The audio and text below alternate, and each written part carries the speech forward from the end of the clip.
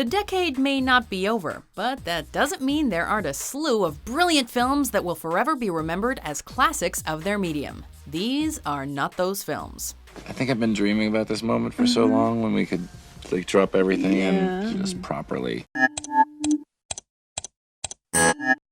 Welcome to WatchMojo.com, and today we're counting down our picks for the top 10 worst movies of the 2010s so far. And none of that happens without me. You stood on my shoulders! And now I'm standing on your neck! For this list, although we can all agree that there are different levels of bad, we'll be looking at North American big-budget studio productions. You're gonna hear them too, little girl. You'll hear them soon enough, because she's coming to get you too. We'll be basing our choices on a mix of critical and commercial success, or rather a lack thereof, the quality of the films in terms of story, effects, acting, and so on, as well as how they are generally perceived these days. This is part of a series of videos spanning the decades. Number 10, Furry Vengeance. The animals are out to get me.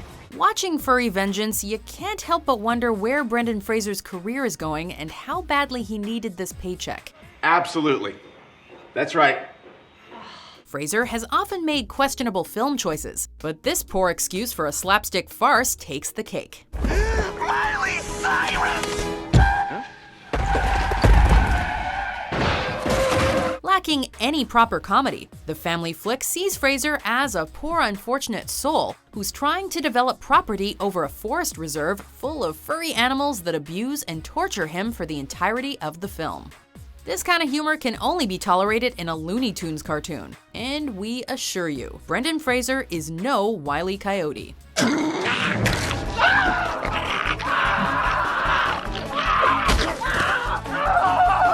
Number 9, Transformers: Age of Extinction. Why can't we make what we want to make the way we want to make it? The Transformers film franchise already had a reputation for being a monstrous, dumbed-down, hyper-American Michael Bay study in excess. The critics love to hate them, and yet the big bucks keep coming in. So a fourth film was inevitable. I hate cheap knockoffs. Rather than showing any improvement though, Age of Extinction just made audiences lose their faith in Mark Wahlberg. That was it. That was why. For money. And it was me making a mistake. Although the film received some of the worst reviews of the year, it was still the highest grossing picture of 2014. If the dip in quality with each sequel means anything, the upcoming installments and spin-offs will be mega disasters. We shall meet again, Prime, for I am reborn. Number 8, Fantastic Four. Oh yeah, this one is definitely going on Instagram. Although the Fantastic Four were always considered kinda silly, the world had hope for this gritty reboot. What with its talented young cast, a promising up-and-coming director, and a great-looking trailer. What could go wrong? We can't beat him. He's stronger than any of us. Yeah, he is. But he's not stronger than all of us. When the first reports came through, the world was shocked to hear how bad this movie was. I'm no good to you, to anyone. This is all my fault. That we can agree on. As it made the Jessica Alba version seem almost Oscar-worthy by comparison, director Josh Trank was quick to blame studio interference. Let's get the hell out of here! Number 7, The Legend of Hercules. People of Terrence, I give you your mighty Hercules. In 2014, we were lucky enough to be introduced to 2 major Hollywood productions about the Greek hero Hercules. I have had the honor to stand by the greatest hero the gods have ever given the people. The Legend of Hercules, however, made Dwayne Johnson's version seem like Citizen Kane, even though it was released months earlier. I am Hercules!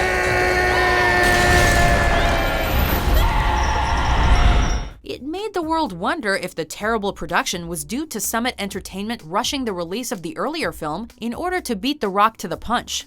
The result was that it was full of dull action, lacking in emotion, and was overall incredibly cheap looking. You are Hercules, the god. No, I'm just a man. Alas, poor Kellen Lutz is no Dwayne Johnson. Maybe it deserved to win some of its 6 Razzie nominations.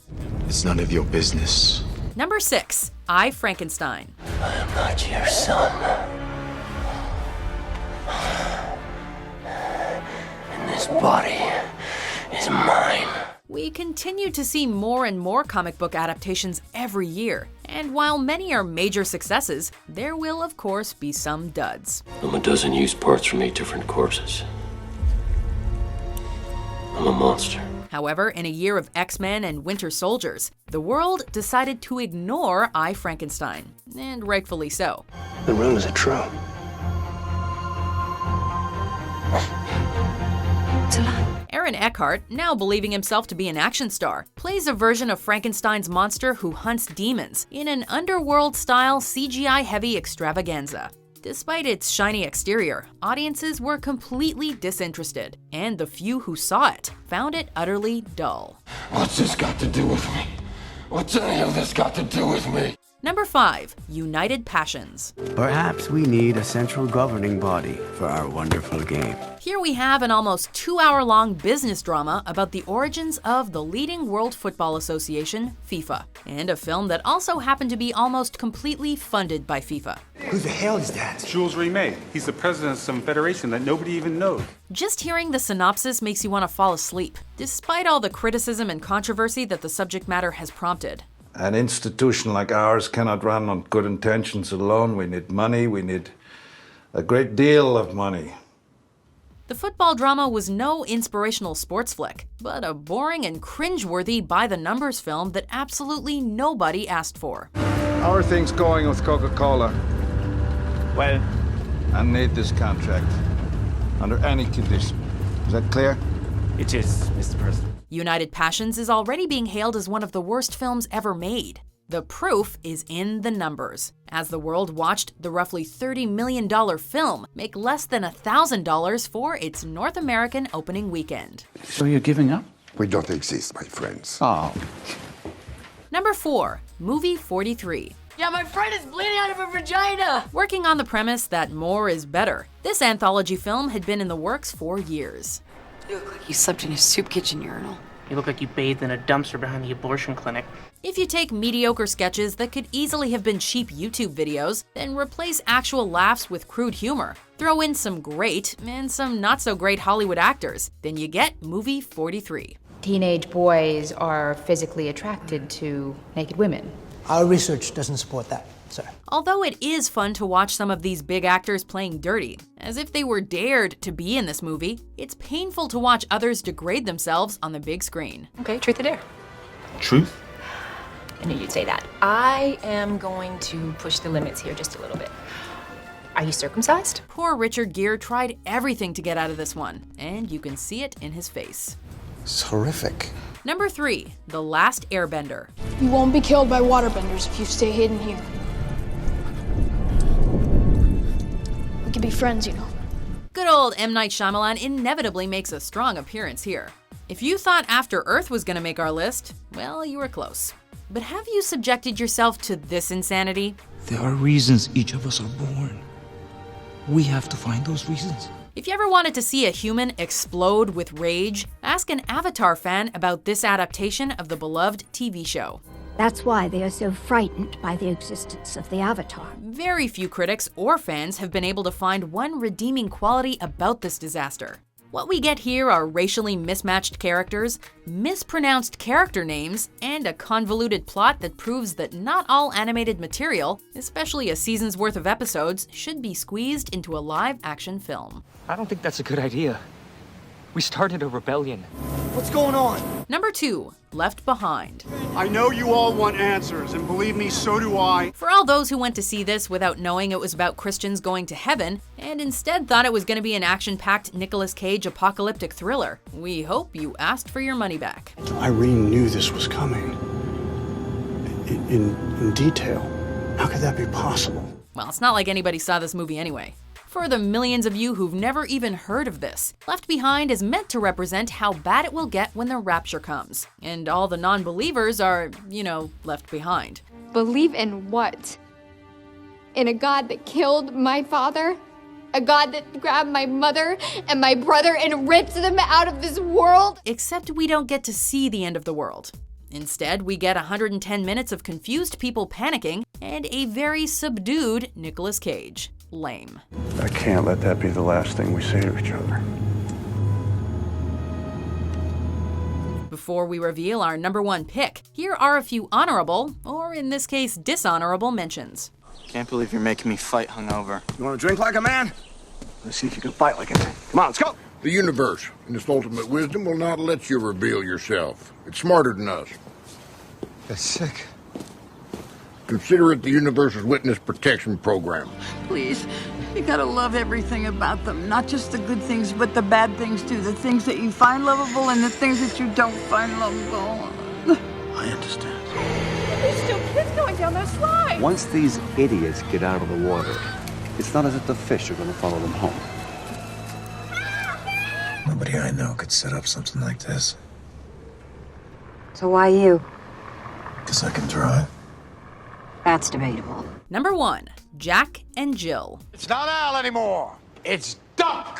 Dunkachino? Don't mind if I do. The final degrading and incomprehensible performance of the decade so far goes to Al Pacino. Everyone wants my Dunkachino. Can't get enough of my Dunkachino. We honestly hope he fired his agents after this one, and we are certain he still has nightmares about Adam Sandler. What with Grown Ups 2, The Ridiculous Six, and other alleged comedies, we're concerned that Sandler is either pranking us or he's lost his mind. Oh my God, I'm an idiot. However, the Sandler-produced film with the aforementioned horrendous Pacino performance, and our top pick is Jack and Jill. Oh, please. Tell me you don't feel this. I didn't feel it. Maybe if you did it harder. Also starring Sandler in both titular roles, the movie has absolutely no plot, and was just an excuse for him to dress up as the ugliest woman since Mrs. Doubtfire, as well as make fart jokes. My bags are packed and there's nothing left to say.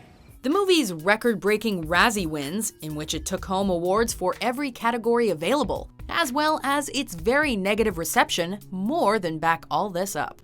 Burn this. I'm sorry? This must never be seen. By anyone. Do you agree with our list? No. What do you think is the worst movie of the 2010s so far? They have ruined everything. No, not everything. For more entertaining top 10s published every day, be sure to subscribe to WatchMojo.com. It's fantastic. Yes, it is. Guys, I got it. Ready? Yeah.